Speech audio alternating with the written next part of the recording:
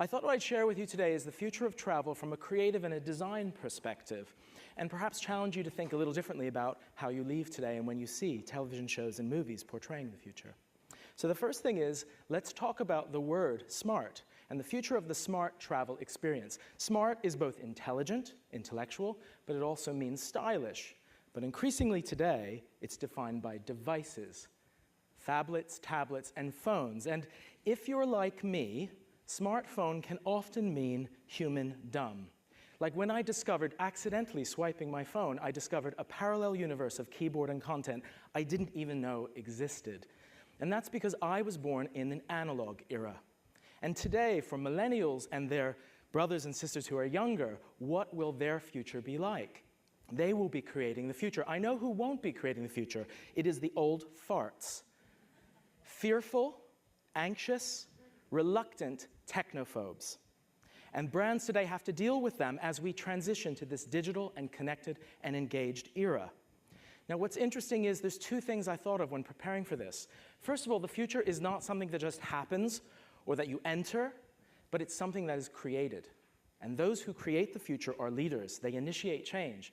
The other thing I thought of was sometimes it's useful to look backwards, to understand how previous imaginations and leaders thought about the future. So I'm going to share with you 3 clips today.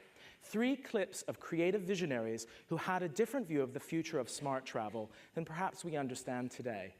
The first one is rarely seen footage that I've obtained from a group of visionaries in California in 1961 who envisaged the future in the year 2061.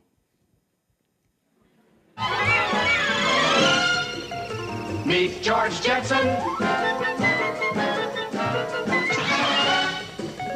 His boy Elroy. Daughter Judy. Jane, his wife.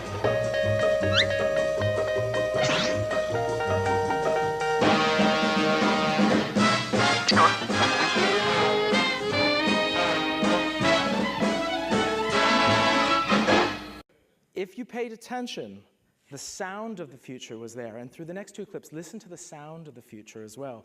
Spacely Sprocket's corporate hack, George Jetson, his wife, his 2 kids, and his dog, Astro, and the maid, Rosie the robot, envisaged a world of utopian technology that worked for man's travel and lifestyle pleasure. They envisaged plasma screens, nanotechnology, microwaves, travelators, and of course, transporter units, all of which did not exist in 1961, only in the government's military mindset. I want to now contrast this with a different clip, a similar group of California visionaries, always California, in 2008. And this is a rather dystopian view, a view in which technology oversees man as opposed to the other way around.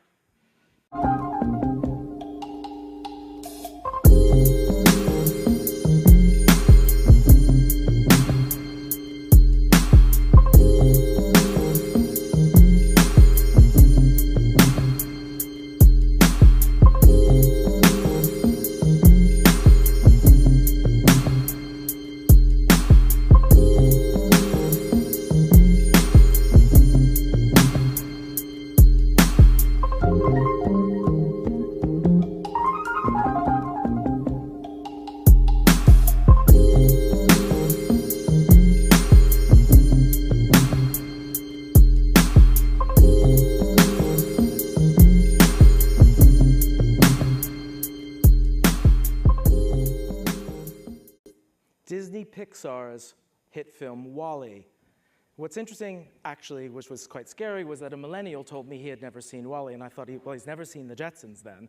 But what's interesting about this, and what it shares, is the 2 things, which is, first of all, this is a rather dystopic view of the future that is branded, commercialized, and largely indolent, a mix between a floating spaceship that the human race inhabits with robots that are taking care of our every need, controlled by the BNL organization, by and large. It's a very interesting concept. And now I want to contrast it with my third and last video, which was a group of visionaries in 2012 who created this vision of the future of smart travel in 2121.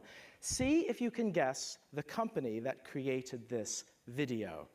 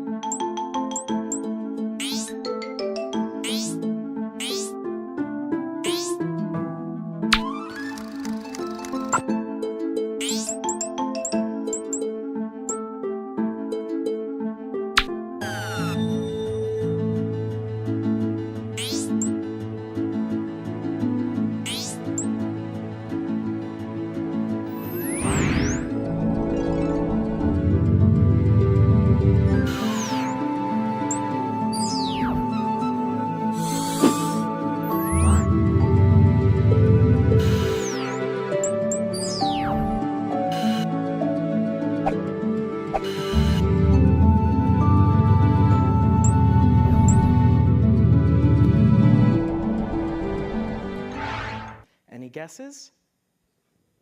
Google. An end-to-end future travel experience that's smart and enabled. And what's interesting, again, if you noticed, the homage to the Jetsons of the two children, the dog, and robots. And I think what's interesting is that all of our current view of the future is framed by popular media and movies. So whether that's precog database analytics of Minority Report, or HAL in Stanley Kubrick's 2001 Space Odyssey, or indeed the TSA's favorite, the multipass of The Fifth Element. I think what's interesting is we frame the future through how we see it in terms of our entertainment. But what happens when science fiction has become stylish reality? Dick Tracy's watch, 1932.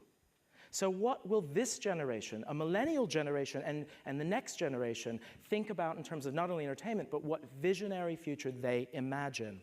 And I think that's where I believe that the future of smart travel and of the brand opportunity is the intersection between these four innovative streams. First of all, technology. Secondly, utility.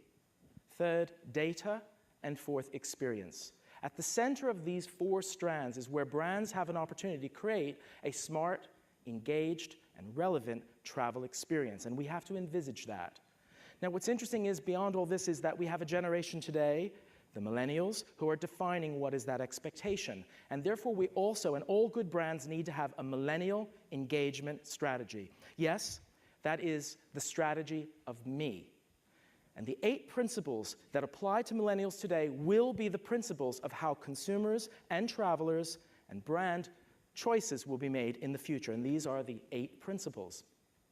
First of all, I think it's interesting because me, as the user, is no longer just a consumer.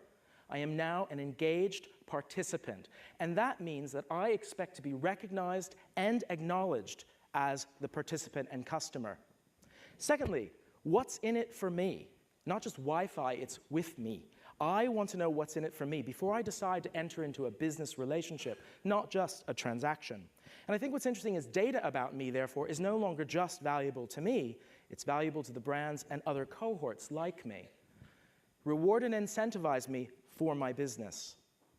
Lastly, I think in the last bottom half, this is what underpins everything. First of all, I have the power and the choice at my disposal. Brands have to help me edit, curate, and choose why I choose this experience over another. Of course, that means I expect seamless perfection, end to end.